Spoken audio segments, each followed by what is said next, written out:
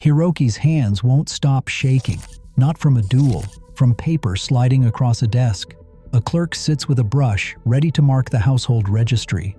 Hiroki's name is there, so is his rank, his stipend, the family he represents, and a tiny space where an absence becomes permanent ink. Late? Noted. Seen in the wrong place? Noted. Records don't match what the office expects? That's not a mistake. That's negligence. And negligence turns into penalties that follow a family for generations. To understand why one gap can destroy him, you have to see what Edo period samurai really were: salaried officials with swords, monitored into obedience. Most stories treat Tokugawa-era warriors like men waiting for a war that never came. But the shogunate didn't pay them to dream about battle. It paid them to be legible. Legible meant recorded. Status, duty, identity, all of it sat inside paperwork that outlived excuses. House laws and domain regulations set expectations for the warrior class, codes of conduct, standing orders. None of it was optional if you wanted to keep your position. A samurai didn't just have honor, he had obligations that could be checked. And once an obligation can be checked, someone will check it. Household registries and service records fit into that world as directories of the samurai class. Names, rank, domain affiliation, stipends, official roles. The 1722 survey counted roughly 5,000 Hatamoto and 12,000 Gokunin, 17,000 direct Tokugawa housemen in Edo alone, all tracked. The important point isn't that lists existed, it's what lists do to a person. A list turns a life into fields, comparable fields.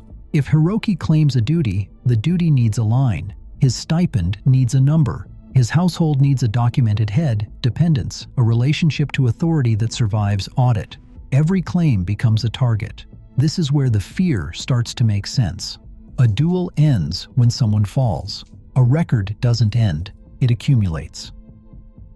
For Edo resident samurai, Hatamoto, Gokenin, and anyone serving direct Tokugawa roles, attendance worked like a clock-in system. The Sankin Kotai required daimyo and high-ranking Hatamoto to maintain alternating presence in the capital. Lower ranks had presence obligations within the city itself, serving as yoriki inspectors, magistrates, and tax collectors. Domains had reasons to know where their men were. Shogunal authority had reasons to demand punctuality when duty called. The registry does not ask if Hiroki had a good reason, it asks if he was there. And if he was not, an absence does not stay private. It becomes an entry. That entry does two things. First, it creates a precedent.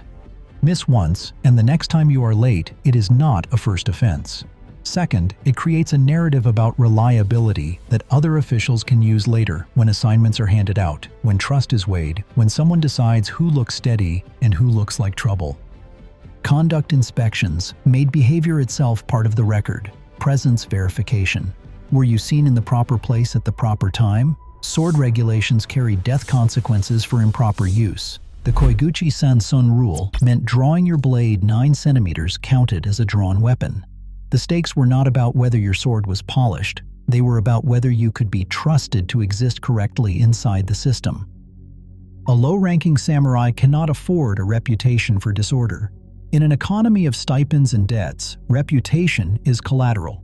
Once a superior decides Hiroki cannot manage himself, the consequences do not arrive as dramatic punishment. They arrive as quiet administrative friction, a reprimand, a lost opportunity, delayed advancement, diminished trust. Diminished trust has a cost. Promotions slow, better posts do not come. The stipend stays fixed while expenses keep moving.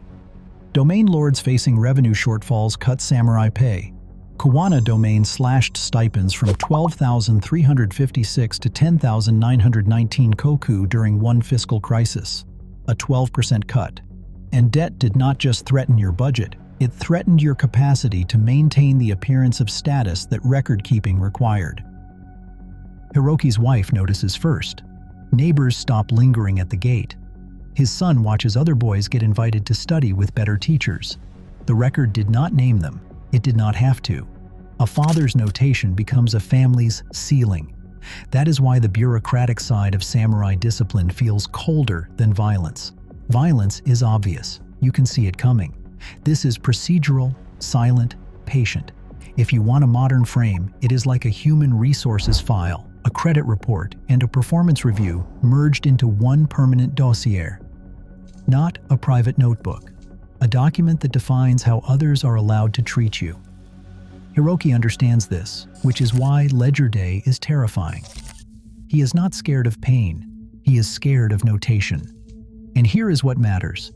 Hiroki's coming gap will not be laziness, it will be something small, almost reasonable, the kind of detail anyone could miss. But the system will not care that it was reasonable. It will only care that it is there, in ink, ready to follow him. The system does not care why you failed. This is how Hiroki removes the possibility of why. Hiroki doesn't beat the system. He becomes it. He builds a private bureaucracy so flawless that the state machine has nothing to catch. The gap doesn't disappear. He outruns it. Daily. Each night, he performs his own audit before the state can. He writes down the things an office might later demand. When he reported, who saw him, what he carried, what he spent. Not poetry, not reflection. A ledger that makes his day retrievable, hunting his own failures before a clerk can weaponize them. A stipend household lives on thin margins, so spending goes in the book. Rice, paper, repairs. A loan payment that stings because it proves the stipend doesn't match the life. He isn't trying to become virtuous. He's trying to become consistent enough that no clerk can trap him in contradiction. Once a week, Hiroki sits with his notes and compares them against what the system expects. He doesn't wait for inspection day to discover drift. He hunts it early, the way an auditor hunts a missing coin before it becomes a missing month. A document that needs a seal. A duty that shifted because a superior changed the rotation.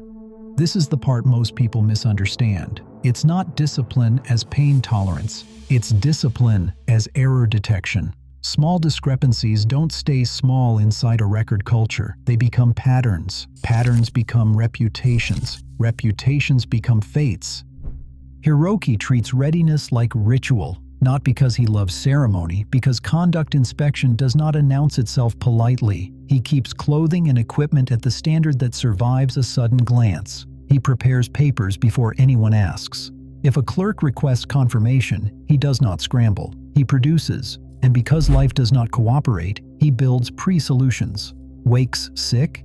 He knows the minimum action that preserves continuity. A message sent the right way. A substitute arranged if the domain allows. A note made that matches what the office will later see. Travel? He plans the route around reporting points. Money runs short? He chooses the expense to cut before the cut gets made for him. None of this removes the pressure. It converts pressure into procedure. On Ledger Day, Hiroki does not feel confident. He feels narrow. His life has fewer places for mistakes to hide. He has not won. He has survived to play another round. The debt remains. The stipend is tight. But the confiscation notice did not arrive today because the gaps did not. And the mark he fears most is still not blood.